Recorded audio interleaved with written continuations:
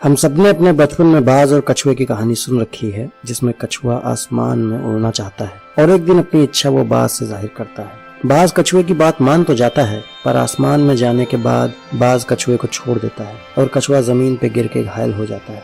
Moral of the story ये है कि हमें जितना मिला है उतने में ही खुश रहना चाहिए।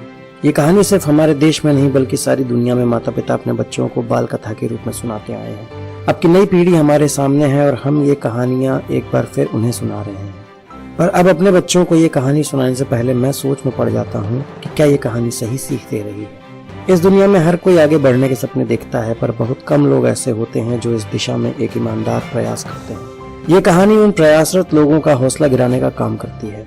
आइए इस कहानी की थोड़ी विवेचना करते हैं। हमारी पिछली कहानी का सारांश ये था कि हमें अपने बच्चों को खरगोश बनाना है, क्योंकि जीवन की लंबी डगर में खरगोश ही हर दौड़ जीतने में समर्थ है। लेकिन पिछली कहानी का कछुआ और खरगोश उन लोगों से बेहतर हैं जो हार जाने के डर से रेस में हिस्सा ही नहीं लेते।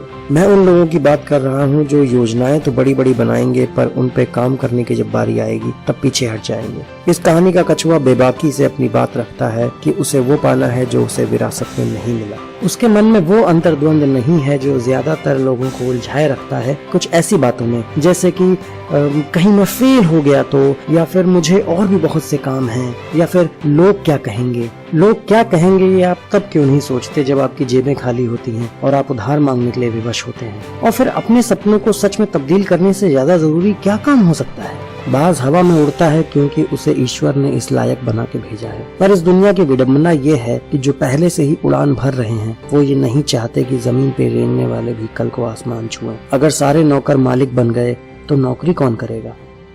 इसीलिए बाज कछुए की बात मान तो लेता है, पर फिर कछुए को जमीन पे पटक के ऐसा सबक सिखाने की कोशिश करता है कि वो दोबारा कभी उड़ने की ना सोचे।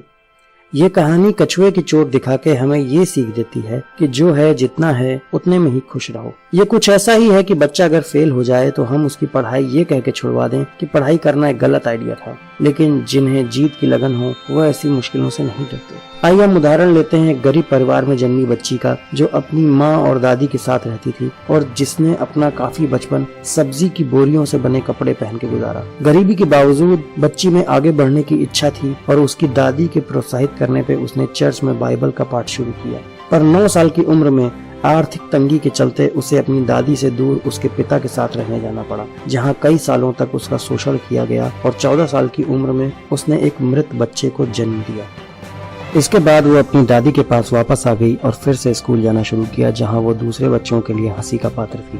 पर उस बच्ची ने हार नहीं मानी और अपने हुनर को हर दिन निखारने की कोशिश में लगी रही और बड़े होकर इसी हुनर की वजह से उसे एक बड़ी यूनिवर्सिटी में स्कॉलरशिप पे दाखिला मिला। कॉलेज से निकल के उसने वर्षों तक पहले रेडियो और फिर टीवी चैनल्स के लिए छोटे छोटे काम किए और फिर एक दिन उसकी मेहनत और लगन के दम पे उसे उसका अपना शो होस्ट करने का मौका मिला। इस टीवी शो की बदौलत वर्ष 2003 में वो लड़की अमेरिका की पहली अफ्रीकन अमेरिकन बिलियनियर महिला बनी। इसी लड़की ने अपने शो के जरिए बराक ओबामा के लिए लगभग 10 लाख वोट जुटाए और उन्हें अमेरिका का राष्ट्रपति बनाने में एक महत्वपूर्ण भूमिका निभाई। हम ओपरा विनफ्रे की बात कर रहे हैं, जो कि आज भी दुनिया की सबसे प्रभावशाली महिलाओं में से एक है।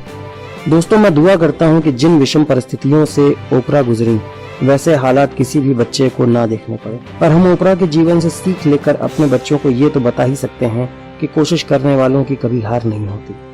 पहले हम खुद ये समझें कि बहुत कम समय है हमारे पास और इतना कुछ करना है, और अगर जो चाहते रहे वो नहीं कर पाए तो ईश्वर से जाके क्या कहेंगे। 100 साल कम पड़ गए, अगला जन्म चाहिए।